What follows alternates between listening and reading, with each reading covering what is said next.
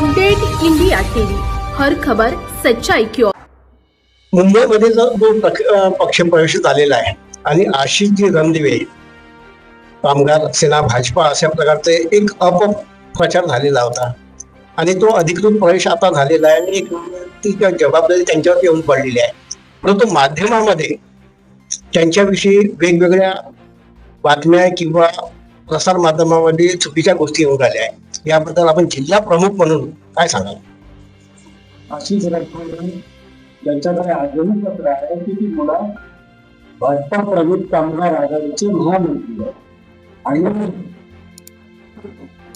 त्यांच्याकडे पत्र आहे की जे तुम्हाला जे माझ्याकडे आहे।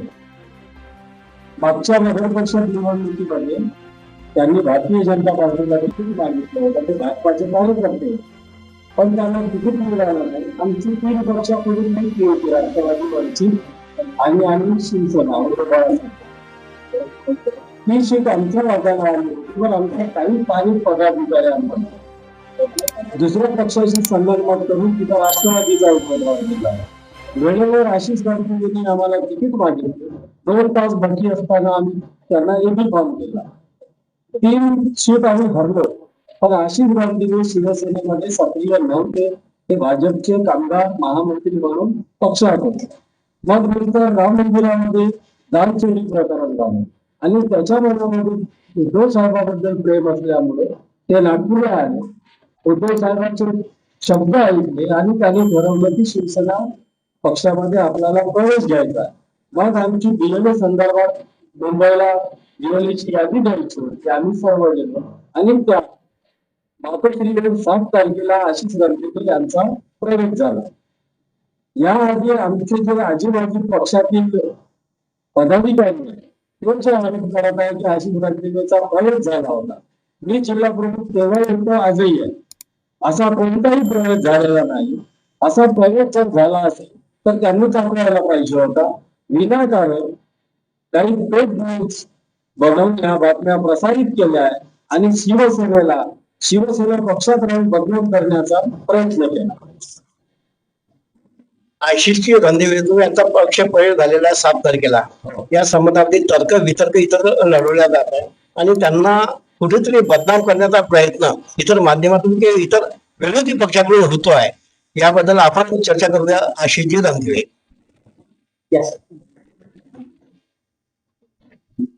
नेमका हा जो प्रकार आहे तो नेमका काय आहे? नमस्कार, मी आशिष रणदिवे, मी भारतीय जनता कामगार आघाडीमध्ये 2023 पासून कार्यरत होतो आणि मागच्या गेल्या 6 महिन्यामध्ये नगर परिषद निवडणुकीमध्ये मला उद्धव बाळासाहेब ठाकरे या पक्षाकडून जे निवडणुकीसाठी मला चिन्ह मिळालं होतं ते अवघ्या 2 तासामध्ये मिळालं होतं। कारण की त्या प्रभागामध्ये प्रभाग 2 यामध्ये आमची जे 3 पक्षीय समिती हे होती, युती होती, त्या युतीमध्ये माझ्या प्रभागामध्ये उद्धव बाळासाहेब ठाकरेचाही उमेदवार होता आणि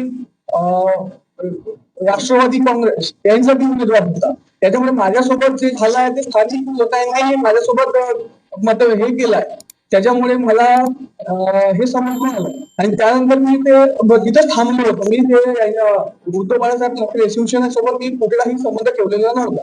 त्यानंतर उद्धव साहेब जेव्हा नागपूरला आले राम रक्षा कार्यक्रमासाठी, तेव्हा माझे जिल्हा अध्यक्ष भास्कर जागणे, उपजिल्हा अध्यक्ष यांच्यासोबत मी चर्चा करून तिथे गेलो।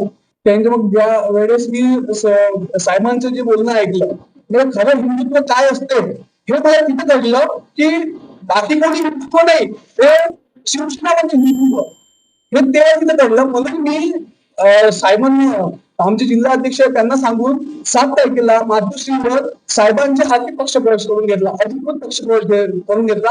आणि मी तुम्हाला एक सांगतोय, याच्या नंतर शिवसेनेमध्ये मरेपर्यंत राहील। नमस्कार। त्याने ठणठणीतपणे बजावले आहे की खरं जे हिंदुत्व आहे ते हिंदुत्व बाळासाहेब ठाकरेची जी शिवसेना आहे, जे उद्धव साहेब सांभाळत आहेत, त्या सेनेमध्ये प्रवेश केल्यानंतर खऱ्या हिंदुत्वासाठी जागण्याची किंवा त्या दृष्टीने कार्य करण्याची त्यांची एक मानस आहे आणि त्या दृष्टीने ते प्रवास करणार आहे। धन्यवाद।